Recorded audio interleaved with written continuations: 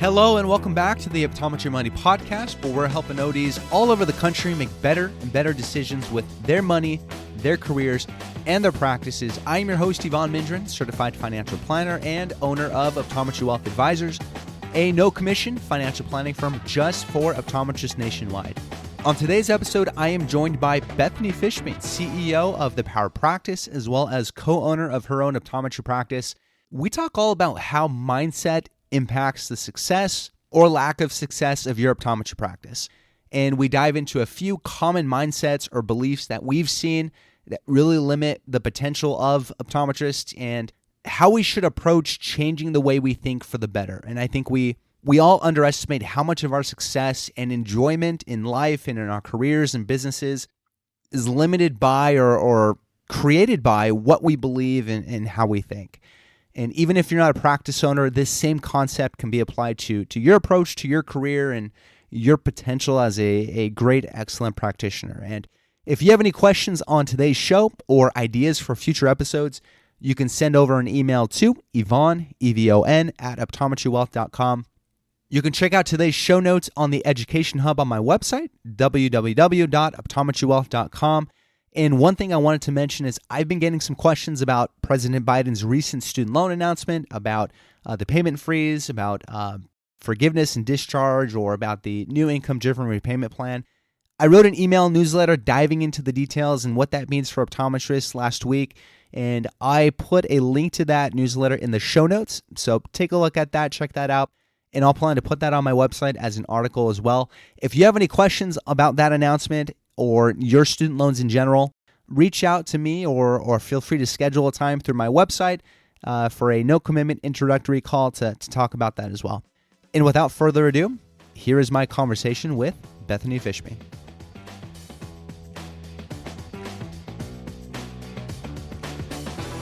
And welcome back to the Optometry Money Podcast. I am here with yet another fantastic guest and would love to welcome to the show Bethany Fishbein, CEO of The Power Practice and host of the Power Hour podcast. Thank you so much for coming on. Thank you so much for having me. I really appreciate it. I've been looking forward to chatting with you for a little while now. And I think today's going to be a fun conversation all about mentality and mindset and how that impacts success or lack of success in an optometry practice. But before I dive into that, I just want to get a background from you because you come to this conversation with a lot of experience, both as an optometrist and practice owner and also consulting other practice owners. So give us a little bit of your background. Where did your career start and how did it eventually lead to a role as CEO of the Power Practice?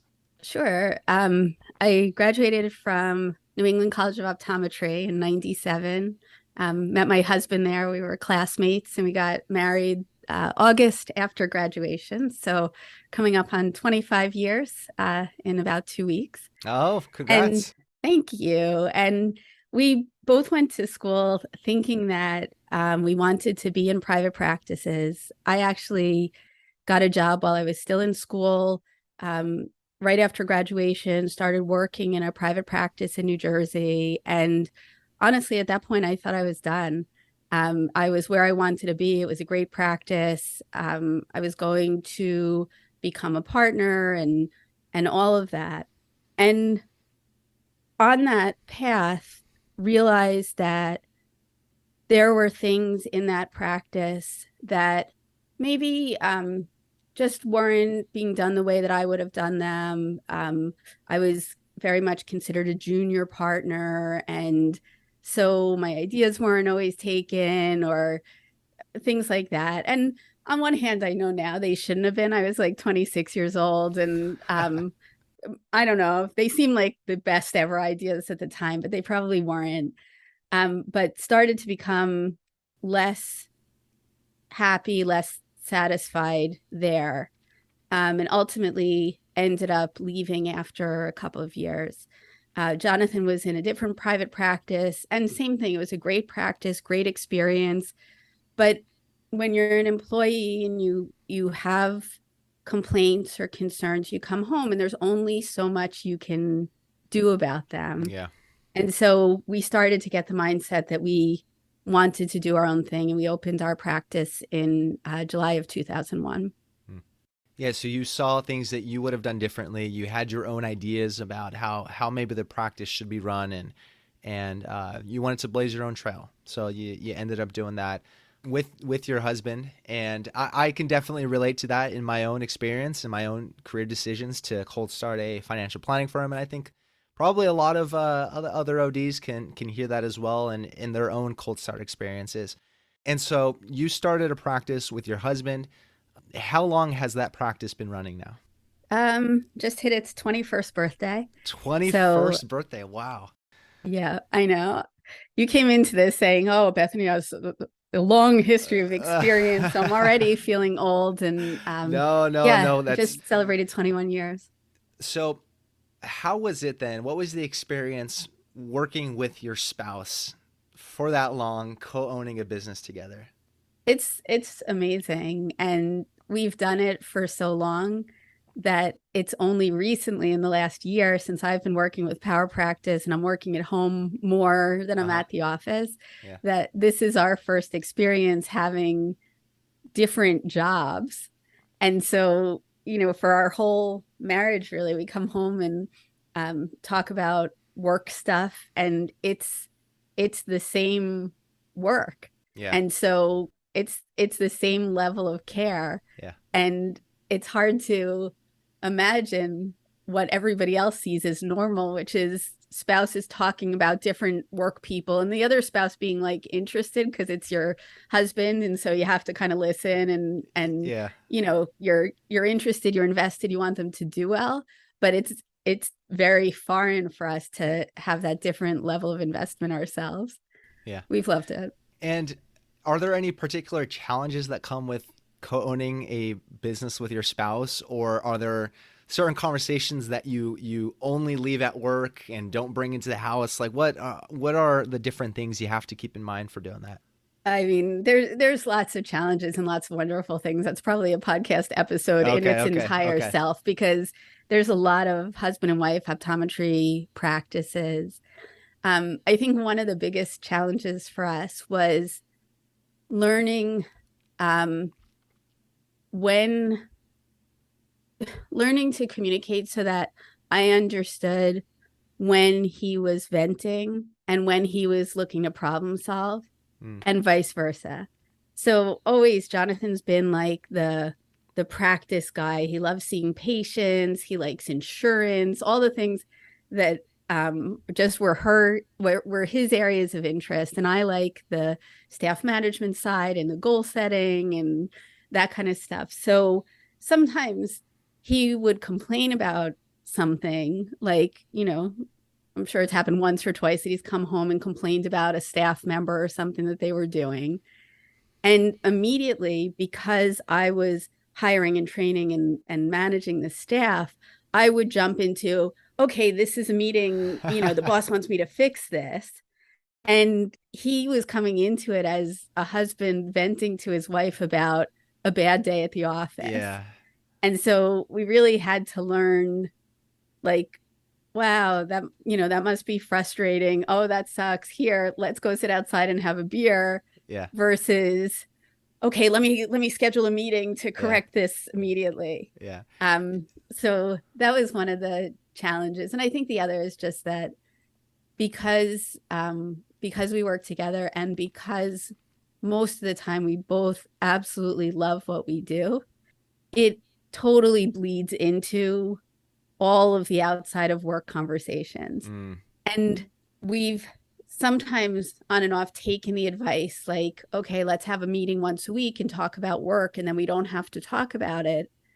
But we like talking about it, and it generally isn't a problem for us to have that be part of our home life as well.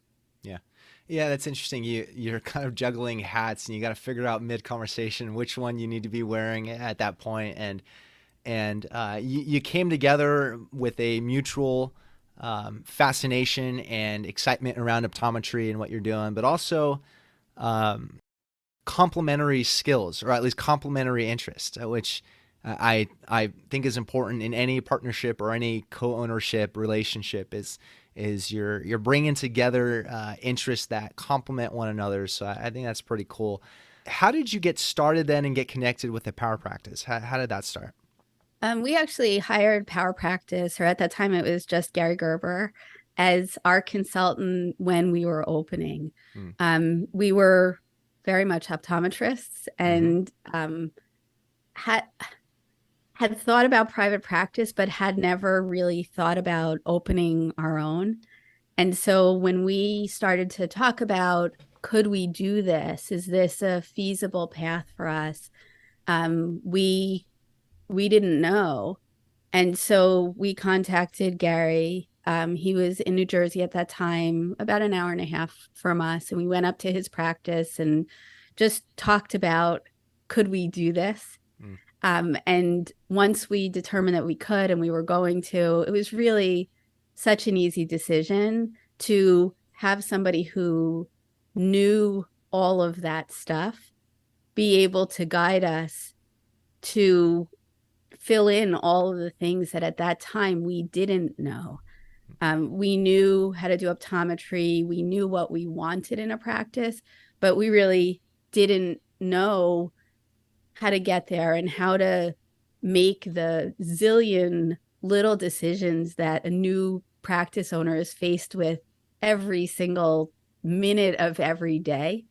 And having somebody to lean on for help with those decisions was invaluable in just getting us through those initial months and years. Yeah. I think the other thing that he did for us, and now we get to do for our clients, is really giving us a whole different perspective on what our dreams could be. We went to him and he asked, all the right questions. He said, okay, what are your goals? And we had talked about it on the way there. And so, this was 22 years ago. So we had decided that wouldn't it be amazing if we had this practice that would gross $300,000 and we would be able to take home $100,000. We thought that would be like the ultimate at that time. And I remember Gary saying, he listened very carefully and then he kind of nodded and said, okay, I think we can do that. And Jonathan and I are smiling at each other and he looks at us and goes, all right, what do you want to do the second year? And we were like, whoa, like mind blown. And at that time, people were still chasing the $1 million practice. And, Gary said, $1 million practice, you should kind of get that just for showing up. Let's think about a $3 million practice. Why not? And so that shift in perspective of what we could be, I think led to everything that's happened since then. So he helped you change your mind about maybe limiting beliefs, or just opened up about what's even possible in a practice ownership, above and beyond maybe what you've seen from other practices or what you've seen in your own experience as practitioners. And so how did you end up working with Power Practice outside of your practice? So once we got started with that, and as we're building the practice, I got really into the practice management side of things. Those were the courses that I wanted to take. Those were the books that I wanted to read. That's what I was going home and thinking about. And Jonathan was thinking about, some new way to treat glaucoma. And I was like, can I go take this workshop in New York City to be a better manager for staff? It's just what I gravitated towards, because I realized from working on this actively that, number one, it's something that you can learn and work on, right? We spend all that time to learn to be optometrists, and then you open a practice and it's like, poof, you're a business owner and a boss, and you've had no training. So I realized that you could learn to excel at those things. And I loved that and found it more interesting than the new drop that just came out for glaucoma. And also I saw even then the difference that it could make in determining the outcome of what happened next. So I remember coming up with an idea for marketing. And again, 22 years ago, not pre-internet, but early internet. So at that time, we had this idea. We wrote a letter. We were going to do direct mail. So we bought this big mailing list and we sent out these direct mail letters and we sent them out. And then people came in. And this realization of something that I did 3 weeks ago affected what happened in my practice today. I wouldn't have seen this person if I didn't send that letter. If I had sent twice as many letters, maybe I would have seen 2 people. And that realization that whatever happens next, I'm going to be in control of was addicting. Yeah. What else can I make happen? What else can I make happen? And that's what we started to do. So I love that. And as Gary grew his company and got more clients, he was looking for people to go out and help other practices. And we had a couple of false starts. He needed it when my kids were tiny babies and I couldn't travel. But anyway, ultimately it lined up. And to go out and be in another practice. And then, but even now, I'm learning as much as I'm teaching, right? Because optometrists very rarely get to go into another office besides their own and see how things run. And there are things that were better, and I would come back and say, oh, they were doing this, and that's great, and things that I knew could be better. And being able to work with these doctors to take control over their own futures and reach their goals was incredible. So I was really hooked. So you got a sort of an inside scoop to a lot of different approaches to practice management. And I like what you said earlier in that, like you can learn to get better at practice management, whether it's managing people, looking at making decisions with financial stuff, KPIs, like you can learn to run a business better. And like we don't live in this binary world where you're either born and you can run a business or you're born and you're a practitioner and you've got to be split one way or the other.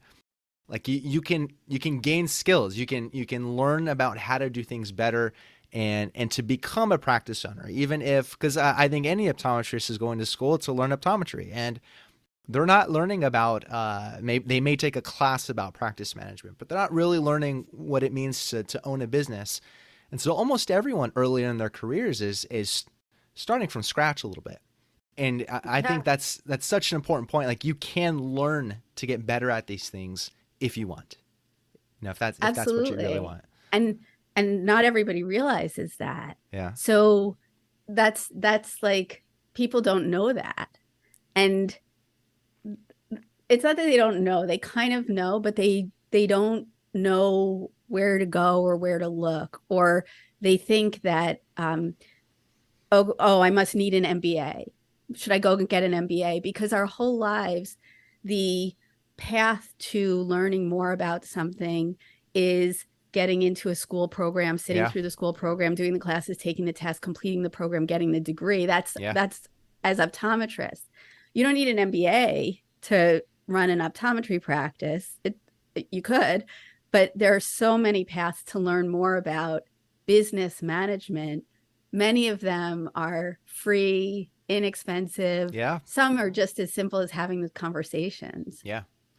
And then putting that knowledge to use, like you put it into practice and then see what happens and then learn from that and then make the next decision and then see what happens and then learn from that. And you just get better and better over time. So you started consulting with the power practice and now you're working as CEO of the power practice. And are you still involved in your optometry practice as well? I'm there in a leadership role, so it still is my practice. I still am part of the leadership team for the practice, but I'm not seeing patients. It's been about a year since I stopped seeing patients in the office, and really am working to shift more into a consulting role with my own practice where other people are running it. Let me take what I've learned and what I know to make sure they're running as wonderful a practice as possible and reaching their own dreams in the practice. Got it. Okay. Interesting. So in your in your experience, I want to ask you about kind of the main topic for today, and that in your experience, cold starting and then owning and building a practice over all these years, and then now consulting, and you've been able to see how the minds work and how the practices work of other practice owners and successful ones and ones that are not quite as successful. I think you and I would both agree that owning a business, owning a practice can be like super rewarding, but is challenging, right? Like it's really hard to grow, especially from scratch, to grow and build a practice successfully. And you experience a lot of ups and downs in that. You're on one day experiencing joy and like celebrating wins, and on the next you're feeling the stress and doubts and worries about the business's success and about your financial stability and patient experiences and things with staff and all sorts of stuff. So there's a lot of things that go into owning a practice that really influence the way you think about yourself and about your business and about the industry as a whole, plus all of the opinions about the future of optometry and whether it's viable or not viable. So you've got all this stuff sort of impacting the way that an optometrist feels and thinks about owning a business. And so in your experience, again, in your own business and consulting others, how important is the practice owner's mindset and belief system about their work and their business and their industry? How important is their mindset, the way they think, to the success or maybe lack of success of the practice? I can't think of anything more important. Really? I can't even imagine what someone else would put on the list of things that are more important. Let's assume they're a decent doctor, right? Yeah. So, okay, they need some clinical skill. But after that, I think that mindset trumps literally everything else, because mindset is what lets you know that you can change anything that's not working. So if you open and you make poor financial decisions and you're in a terrible location and you hire bad staff, mindset is what is going to get you out of that or let you drown in it. Yeah. Right? If you go gangbusters in the beginning and then things fall, like every single thing, I think, comes back to mindset, because that's what lets you change something for the good or for the bad.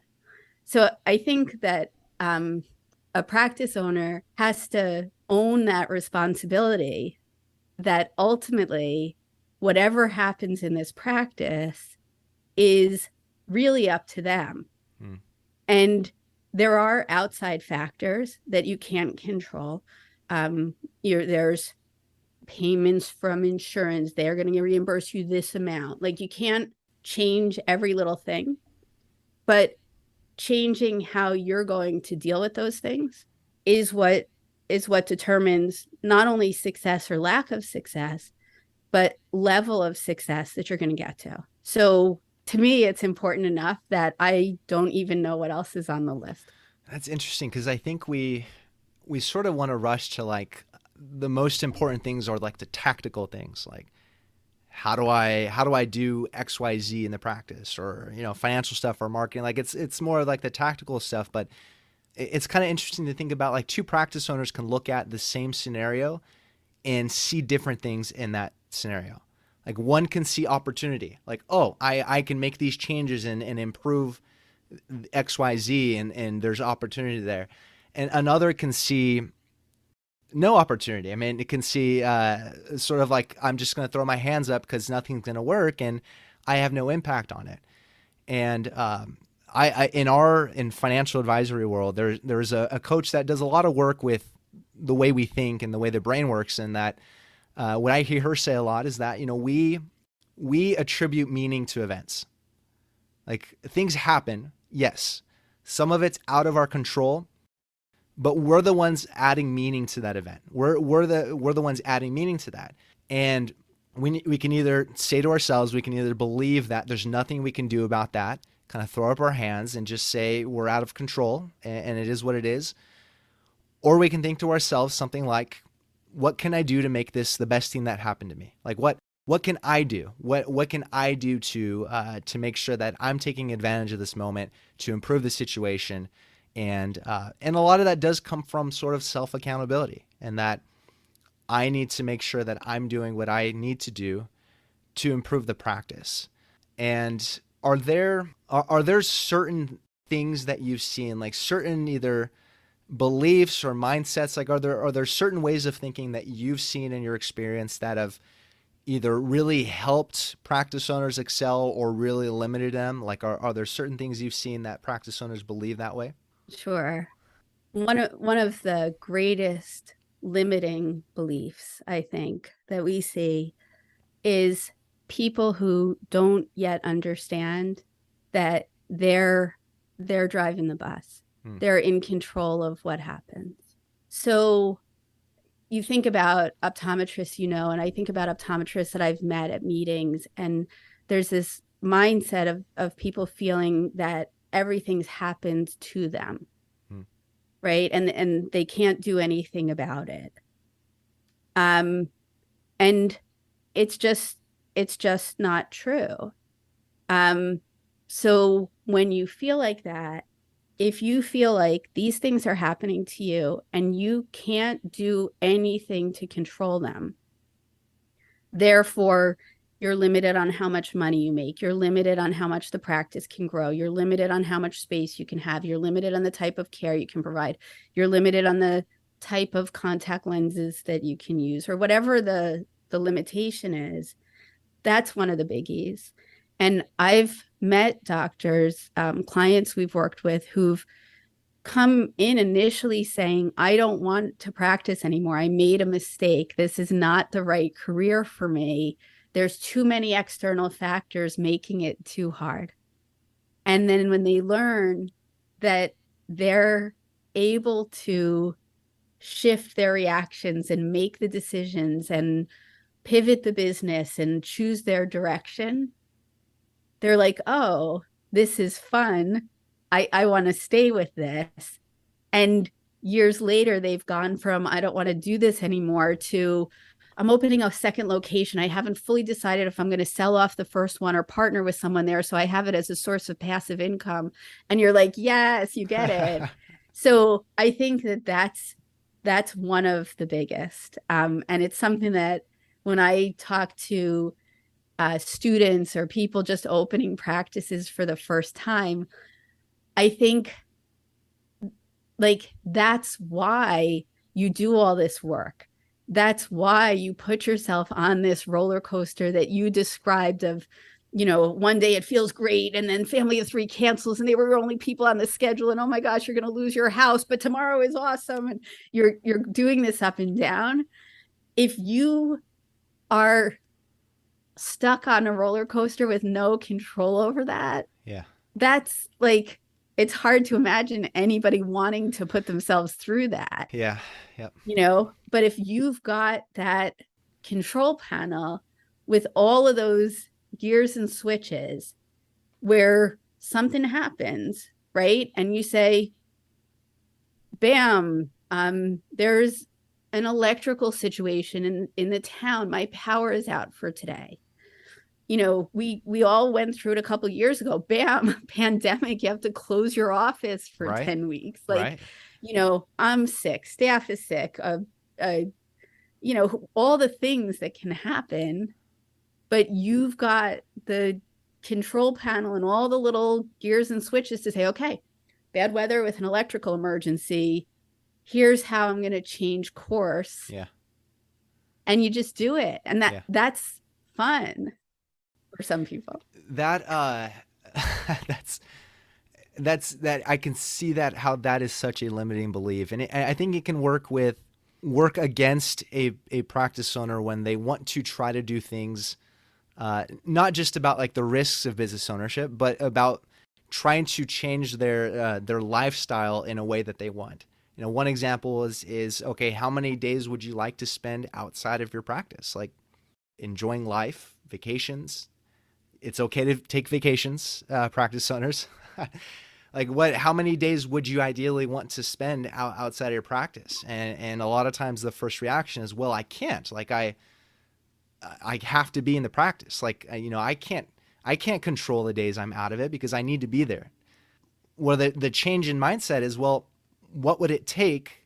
What changes would you need to make in your business in order for that to happen? It's giving yourself that gear switch. Like I said, it's giving yourself the remote, whatever metaphor you want to use. Like, it's giving yourself the power, the authority to say, I'm in control here. I can make the changes I need to make in order to get the result I want. Yes. And I think that there's different reasons people come to opening a practice. And so I think a lot of people see the appeal of that independence, right? Maybe they're working for someone and they only get 2 weeks off, or they're working a 5-day week and they wish, I want to work a 4-day week. I want to have 4 weeks off. I want to be home at 3:30 every day when my kids get off the school bus, whatever the thing is. So they see the path to independence or the benefit of the independence, and that has to come with the responsibility of holding the remote. Right. Of, sure, you can take 4 weeks off. You could take 8 weeks off if you want. Yeah. However, you're at some risk here, right? You've made a financial commitment. You've borrowed money to do this. You've made a commitment to pay your staff, your patients. So I want to take 8 weeks off. It's not quite as simple as saying, oh, I'm going to take them off. Right. You've got to say, okay, that's my goal. I can do that in private practice because I've met other people who do it. So they can. So therefore I can. Now, what do I have to change? Yeah. Do I work 6 days a week for the 2 weeks before and the 2 weeks after? Do I hire an associate? Do I make a change to limit the number of patients that I'm going to be seeing and increase revenue per patient so I can be profitable without the need for volume? And maybe it's one of those, maybe it's a combination, maybe it's something different, but it's thinking it through and making those choices to allow the lifestyle things that you want. If you don't do that, it becomes what we call a hobby practice, where it's somewhere where you can go and do stuff and have a fulfilling career, but it's not making money. Yeah. And it doesn't have tremendous value at the end of your practice life. Right. And I think that's another good point you made too, is that other practice owners have done it. Almost Sure. every practice management challenge, issue, concern has been seen and solved by some peer of yours. Like it's been solved before. None of these challenges are new, and so you just need to give yourself the ability and the power to make changes and to go find the answer, because someone's done it and the answer is out there for you. I want to ask you about a mindset that I've come across in my conversations, which is pretty much what you've just described earlier, which is that I don't have control over what comes into the practice. I only control what goes out. Basically meaning I don't control the income. I don't control the patients that come in. I only control the expenses, what I'm spending money on. Is that true? No. Okay. No, right? Like there's 100 ways that you control what's coming in, right? Number one, you schedule the patients, or you train the people who schedule the patients, right? So are you going to schedule 4 patients a day? Are you going to schedule 6 patients a day? Are you going to schedule 18 patients a day or 24 patients a day, right? So right there, you're controlling the faucet of patient volume, right? A brand new practice says we don't have 24 patients a day. Okay, you control the marketing budget. You control the marketing guy. So are you going to actively market?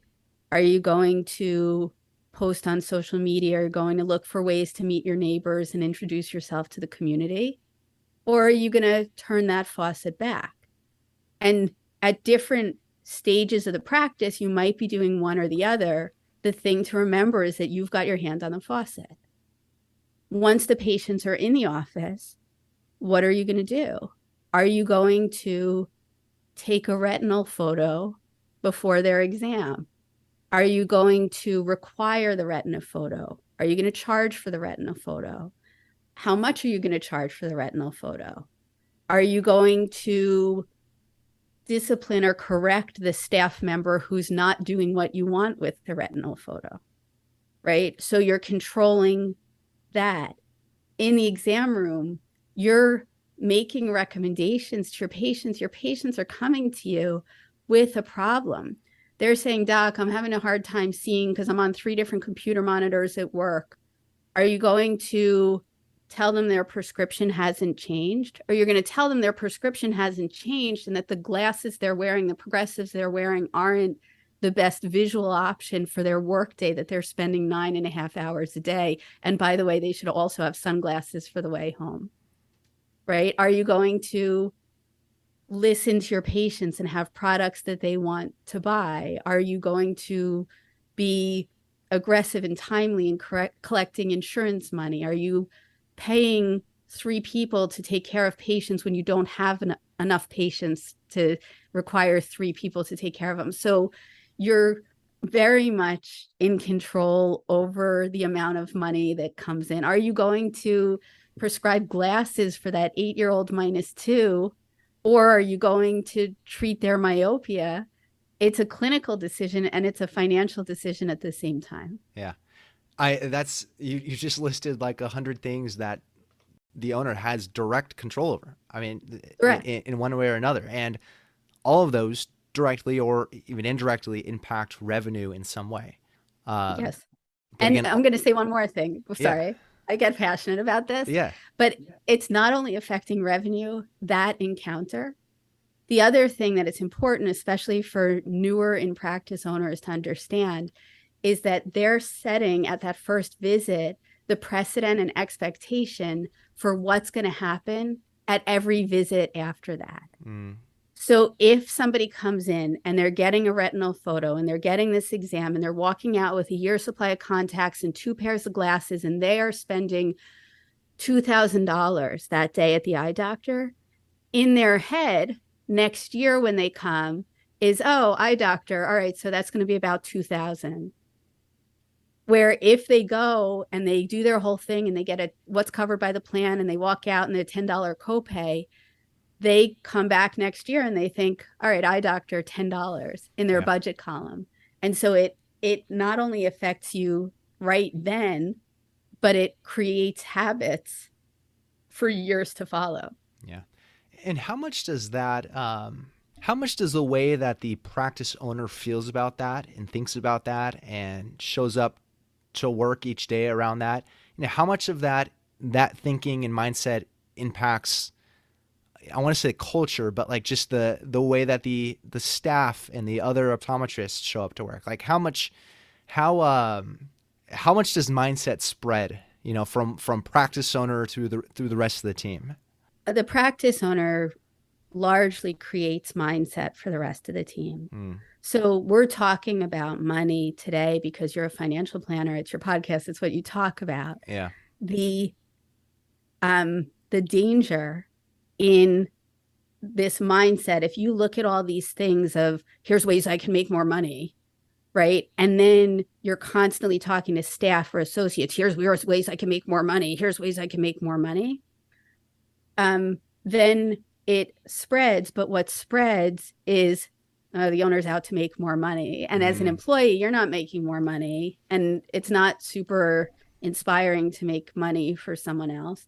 So the piece that I didn't say, but the thing that you want to spread is that all of those things that I rattled off, really, when you think about them, are in best interest of the patient, right? Let me properly document so that regardless of what doctor you see next year, we've got a photo of what it looks like today and can instantly know if anything has changed, right? Let me listen to how you're using your eyes at work and recommend the best solutions to solve your problem. let me make sure that you've got enough contact lenses that you never have to feel like you should wear your daily lens for 2 and 3 nights in a row because you're almost out. Let me make sure that when you're driving, you're not looking at glare. Let me try to keep your eye as small as you can and not let it grow so that it decreases the risk when you're older. So that's the mindset. It's the same things, but when you're setting a tone as the owner about doing what's best for every patient. I just spoke to a client. He said, for every single patient, I'm going to do whatever I would do for my mom. And if you go into that, where you're treating every patient the exact way that you would treat your own child, your own family member, your own spouse, or honestly, your own self, spread that. Because staff can get on board with that, associates can get on board with that, and most importantly, patients will get on board with that and come to you and say, I trust you because I know you always recommend what's best for me. And that's a great culture to be part of and a great culture to go to as a patient. And all of that flows down from the owner. All of that is seen and is brought down from the owner to staff to other optometrists and then eventually down to patients, because the patient's going to feel that too when they're interacting with your team and with you as the doctor. Yeah. One of the other like mindset things and is the other one that I see that sometimes creates a problem, and it creates it because it takes away the ability to have that impact, is we'll sometimes see owners when they're uncomfortable in a situation, they're not sure what to do, or something's not going the way they want, and they're not sure how to fix it, tend to avoid. I remember a practice that I was in, and the doctor had an office in the very back, and it was his goal not to get anywhere near the front of the office ever. Because he didn't want to know what was going on out there. And so he was like hiding, looking at cars on his computer instead of getting out there and dealing with it. And so I think one of the big things that I see that creates success in really successful practice owners is the willingness to be part of the situation, even if it's bad, and have the opportunity to address problems head on. Yeah. Yeah, and that particular belief that we talked about, and I would say is a myth, it is a really big limiting belief. And what I've seen that in my conversations is I've seen that sort of belief where I don't have any control over the growth of the practice, only what I spend.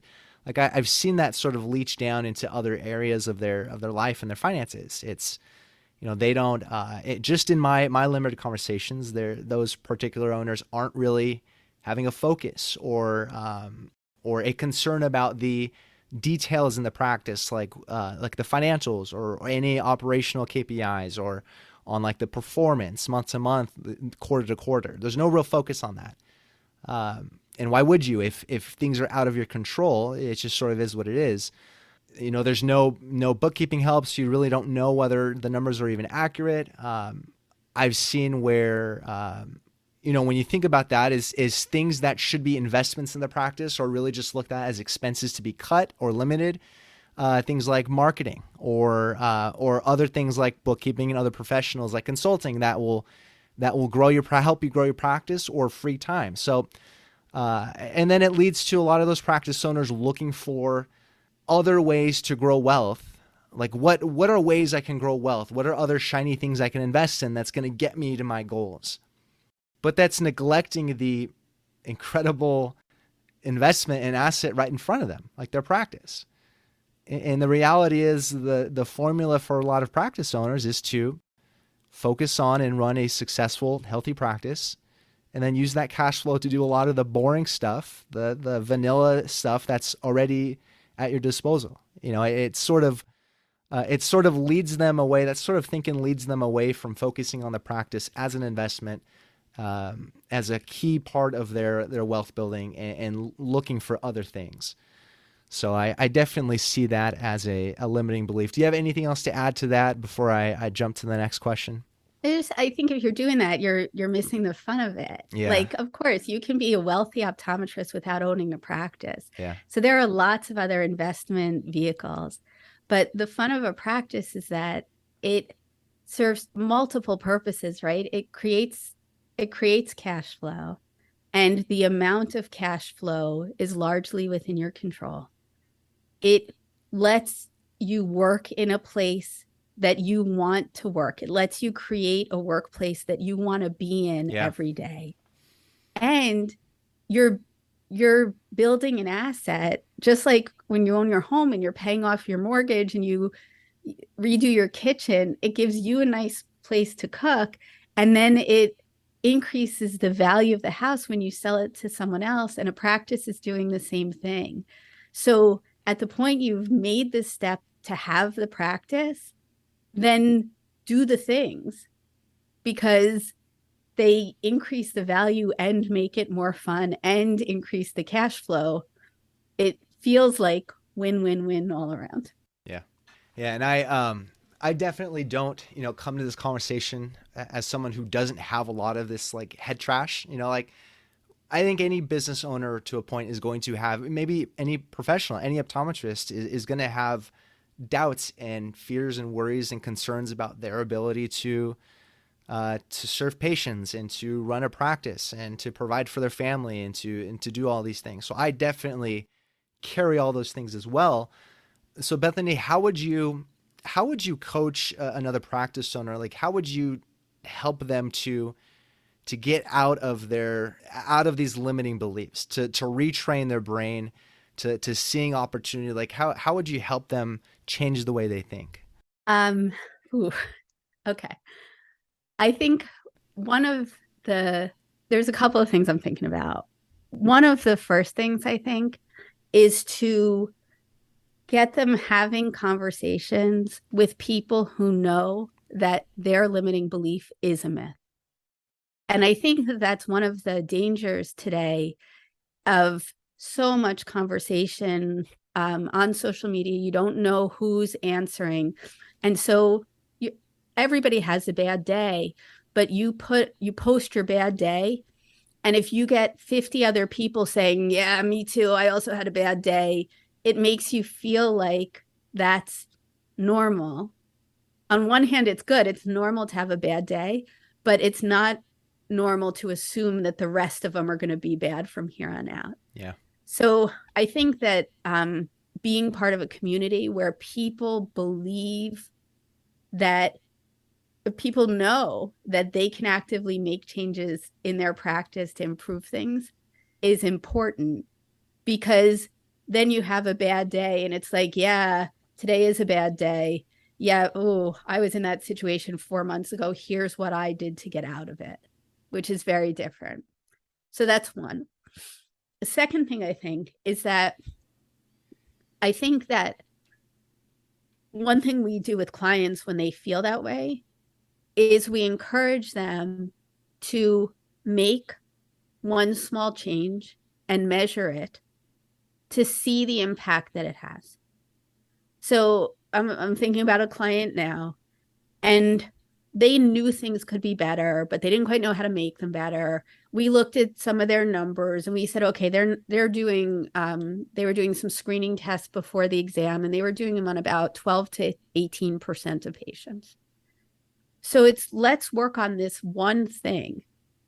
So working on that and getting that from 12 to 18% to 70%.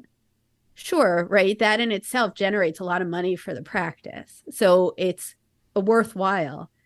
More importantly, it teaches the entire practice from owner on down that they can make change in their business. Sometimes it's helping somebody address an issue with a staff member. Oh, I can't ever implement anything new because Lorraine at the front desk, she won't have it. So let's test that, right? Because either she will have it or she can't work there. And that can go either way, but you can have what you want. So working on small change and seeing that those happen and that you you made that happen. You impacted that. You did those 100 extra procedures equals $5,000 a month, truly in net income, because the building is paid, the staff is paid, whether you do it or not, just because you change something. Look, you can do it. Here's what you should change next. And here's what you can change after that. So I think those two things are mindset wise what I find people respond to the quickest. Yeah, and I love that, because I think it's so important who you surround yourself with and what you're feeding your brain with, because you can create all kinds of narratives about your business and your abilities on your own. And if you're not balancing that with other peers, other professionals who have been through what you're going through and who are going to a place or have already arrived there, have built a business where you want to go, then you'll never get out of those limiting beliefs. It'll just keep compounding. So I love that. Being careful about who you surround yourself with. Surround yourself with the people that are going or already at where you want to go, and people who understand what you're going through and can talk to that and can be sort of can lend an ear when needed and reassure you, give some optimism and balance out those hard times. And I like that. It's try one thing and then test it, right? Like, you don't have to solve everything all at once. Like, it's just, okay, here's what you think. Let's prove it. Let's try one thing within your control. Because all this is within your control. Try one thing within your control and then just test it and see the results. And then when you see those results, take another action. Like, you just see how things play out, knowing that it's your decisions, it's your actions that are impacting these things. I really love that. And sometimes it's just helping them know that some of the things that they want or that they've thought about are okay. So one of the things that we see in cold start practices is a lot of cold start practice owners come out of a retail background. They've been working in a retail optometric setting. And what's interesting in a retail optometric setting is that there are beliefs that hold true in retail that they've been taught by their practice owners, the retail practice owners, as truths that aren't direct translations into private practice. So one of the biggest ones we see if I'm working with a client, they've had a practice for 2 or 3 years and they worked in retail before they opened their own and they're struggling, right? If I come into that situation, I can almost predict that, number one, they feel like they have to be open 6 hours a day, 6 days a week, long days, right? Because in a retail setting, if you're in a shopping center, a mall or whatever, the number of hours that you're open determines how many patients you're going to see. So hours are something that a retail location very often has their hand on the faucet of, right? In private practice, where people call to make appointments, especially if you're not in a walk-in traffic kind of street, it's much less important to be open 6 days a week, 8-10 hours a day, because people call for appointments. And if you don't have one at 6 o'clock, they'll come at 4:30. You can control that. So helping them understand this isn't needed anymore. You might only have 30 patients on your schedule a week. You certainly do not need to be open 50 hours to see them. Yeah. Let's block that day. Let's close that day. Let's take that day as management time. It's not the same. And so having some guidance on which factors are the ones to try, I think helps as well. Yeah. And that's, again, needing to surround yourself with a different perspective, right? Mm-hmm. You need to either work with a consultant like yourself or work with other peers to get those new ideas, the different way of thinking about different things. And it's hard to quantify, like, how much of our success lives between our ears in our brain. Like so much of our our own beliefs limit the amount of limit our own accomplishments and limit our own potential and limit the actions we take day to day and limit our own enjoyment of our profession or our businesses. A lot of that lives right between the ears, just in our brains. So I think you gave some really, really awesome guidance on how to start changing that, how to at least begin to change that a little bit. I guess as we sort of wrap up, do you have any final thoughts, takeaways that practice owners, I know a lot of the listeners here are mid to earlier in their careers, first half of their journey practice ownership. Any final takeaways or thoughts from you as we wrap this conversation up? Early career is the best time to create some of these great habits. Just like we said, the first time a patient comes in, they're establishing a habit and a mindset about what to expect. When you're new in practice, you're setting a standard for how your practice is going to be in year 5, in year 10, in year 15 and beyond. And there are practice management courses, exceptionally valuable. They're given at a rough time, usually when everybody's studying for boards and it's not on there, so it feels unimportant. Having some guidance to set things up for maximum success, to know how big you should dream.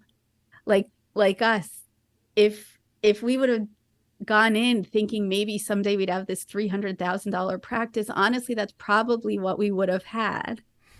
Right? So understanding how big you can dream, what's on the control panel, what you can adjust to get there, and of all the things you could adjust, which ones are going to get you to where you want to go the quickest. I feel that the earlier in your career you do that, the better you're set up to have what you want the quickest. It is absolutely within your control. It's so much between your ears, and even dreaming big enough is an exceptional start. Yeah, I love that. I, as someone who's learning how to work through all these beliefs and thoughts about our work, along with everyone else, I appreciate that. And that's something I can learn from too. And as we wrap up here, how can people follow you, get to know more about what you're doing, get in contact with you if they'd like? How can they learn more about you? So they can find out about our company on www.powerpractice.com. You want to hear me rambling more, usually not in quite this deep of a voice, but you can look for Power Hour Optometry Podcast. And I'm on LinkedIn and I try to post thoughts from time to time. So anybody who wants to connect with me, please feel free to do so. I will put all that information in the show notes. Please go reach out and follow Bethany and the Power Hour podcast as well. A great follow, a lot to learn from there. And Bethany, I appreciate you coming on the show today. It's been a delight. It's been so much fun. And for the listener, really appreciate your time today. We will see you on the next episode. Take care. Want more resources to help master your money? Check out the Education Hub on Evon's website at optometrywealth.com. Evon Mendrin is a certified financial planner and owner of Optometry Wealth Advisors, a California registered investment advisor. All opinions of Evon and his guests are their own. This show is for informational purposes only and should not be relied on for specific investment, legal, tax, or other decisions. Clients of OWA may own securities mentioned on this show.